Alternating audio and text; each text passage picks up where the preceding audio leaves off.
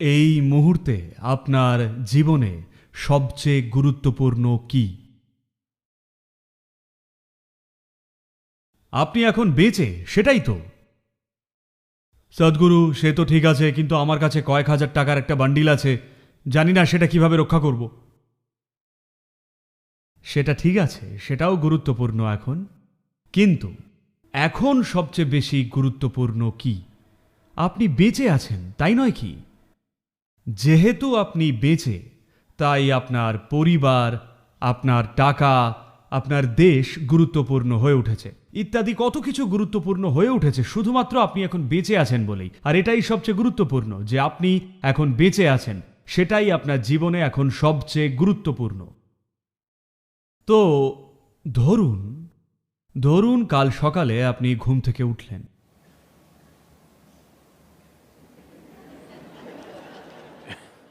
জানেন তো, প্রতিদিন পৃথিবীতে প্রায় 2.5 লক্ষ মানুষের মৃত্যু হয়, স্বাভাবিক মৃত্যু। 2.5 লক্ষ মানুষ মারা যান, কিন্তু আপনি মরেননি। কাল সকালে ঘুম থেকে উঠলেন, চেক করুন, আমি কি বেঁচে? যদি বেঁচে থাকেন, তাহলে কি বড় করে একবার হাসবেন না? যদি বেঁচে থাকেন, যদি না থাকেন, তাহলে আপনাকে ক্ষমা করে দেব। আপনি কি একবারের জন্যে বড় করে হাসবেন না যদি বেঁচে থাকেন? আর যদি 2.5 লক্ষ মানুষ মারা যায়, অন্তত 20 থেকে 30 লক্ষ এমন মানুষ পাবেন যারা তাদের প্রিয়জনকে হারিয়েছেন। তাই আপনার জীবনের সেই গুরুত্বপূর্ণ 3-4 জন কেমন আছেন চেক করুন, তারা সবাই আজ বেঁচে। আরও একটা বড় হাসি। তারপর ঘড়ি দেখুন, 11:30 বাজে।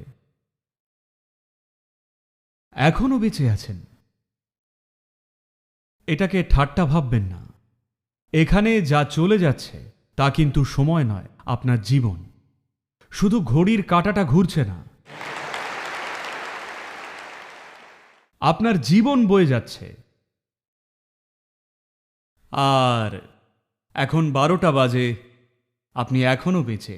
আমাকে অবশ্যই কথা দিন, প্রতিবার যখনই ঘড়ি দেখবেন অবশ্যই একবার হাসুন, যদি তখনও বেঁচে থাকেন।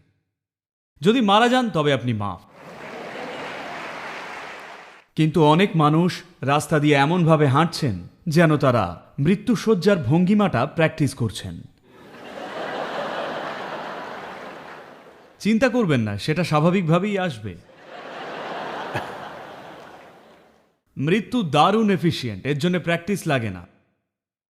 যখন মৃত্যু ঘটে, বুম, একেবারে নিখুঁত। কেউই কখনো ইনএফিশিয়েন্টলি মরে না। মানুষ নিখুঁতভাবে হয়তো বাঁচে না, কিন্তু মৃত্যু সবার বেলাতেই একেবারে নিখুঁত। তাই আমাকে কি কথা দেবেন, প্রতিবার যখনই ঘড়িতে তাকাবেন একবার অবশ্যই বড় করে হাসুন। এখনো বেঁচে, এখনো বেঁচে। আপনি জানেন না কিভাবে এসব ঘটছে। সত্যি কি জানেন কিভাবে এসব ঘটছে? জানেন কি না? আর কত মানুষ দেখুন আপনার আমার মতোই বাস্তব ছিল, কিন্তু হঠাৎ তারা উধাও, একদম উধাও। আর কোথাও কোনো হদিশ নেই। মৃত্যুর কথা যদি মাঝে মধ্যে মনে আসে, তাহলে আপনি ডিপ্রেসড হয়ে পড়বেন, আপনার মধ্যে ভয় জন্মাবে। কিন্তু প্রতি মুহূর্তে যদি এই বোধ নিয়ে বাঁচেন, তাহলে এটাই আপনাকে পুরোপুরি প্রাণবন্ত আর উচ্ছ্বসিত করে তুলবে। কারণ সত্য ঠিক এই একটাই, যে এটা চিরস্থায়ী নয়, আছে শুধুমাত্র কিছু সময়ের জন্যে। আর যত বেশি আনন্দে থাকবেন, সময়টা ততই দ্রুত কেটে যায়। যদি পরমানন্দে থাকেন, তাহলে পলকেই সময় কেটে যাবে। তাই তো, তাই জীবনটা দীর্ঘ কাটছে না অনুভব করতে হলে নিজেকে একেবারে দুঃখী করে তুলতে হবে, নয়তো এটা পলকেই শেষ হয়ে যাবে। যদি এই সত্যটা মেনে নেন, যদি এমনভাবে বাঁচেন যে প্রতিটা মুহূর্তে সচেতন ও কৃতজ্ঞ থাকবেন যে আপনি জীবিত, কারণ আপনার জীবনের সবচেয়ে গুরুত্বপূর্ণ জিনিস হলো আপনি এখন জীবিত, বেঁচে আছেন, পরিপূর্ণভাবে জীবিত, 100% জীবিত। এটাই সবচেয়ে জরুরি। কারণ কোনো কিছু যখন পুরোপুরি জীবন্ত থাকে, তখনই সেটা থেকে সুন্দর কিছু পাওয়া যায়। ধরুন আপনার বাড়িতে একটা ছোট গাছ আছে, বা ধরা যাক একটা আম গাছ আছে, সে এরকম নুইয়ে পড়েছে, আসলে আপনাকেই অনুকরণ করছে। আপনি কি এর থেকে অনেক মিষ্টি ফলের আশা করতে পারেন? না। কিন্তু যদি প্রাণবন্তভাবে বেঁচে থাকে, এখন আপনি এর থেকে মিষ্টি ফল আশা করতে পারেন।